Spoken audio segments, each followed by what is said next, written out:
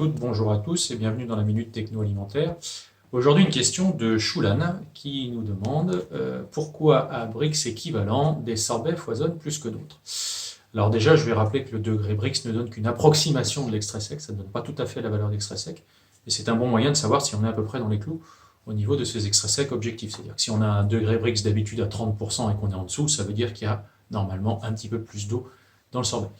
Donc, ce degré Brix, il ne faut pas lui donner plus d'importance que ce que ce n'est qu'une approximation de l'extrait sec, ça ne donne en rien ni une aptitude au foisonnement, ni une stabilité du foisonnement. Donc, si des mix ont des Brix équivalents, ils peuvent tout à fait avoir des compositions différentes, arriver à des valeurs d'extrait sec proches, mais les composants détaillés dans cet extrait sec peuvent avoir des aptitudes et des comportements différents au niveau du foisonnement, notamment le taux de protéines qui peut varier, le taux d'extrait sec qui pourrait rester proche, on l'a vu par l'approximation du Brix, mais aussi le taux de matière grasse qui peut varier. Je rappelle que le degré Brix est faussé justement par le taux de protéines et par le degré de cristallisation. Donc les taux de protéines changeants peuvent donner des erreurs différentes sur les Brix.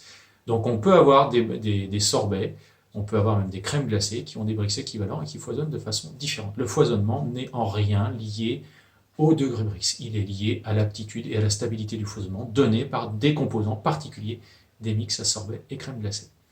Voilà, je vous donne rendez-vous pour une prochaine vidéo de la Minute Techno Alimentaire. En attendant, je vous invite à aller visiter le site de l'école enilia-ensmic.fr. Au revoir.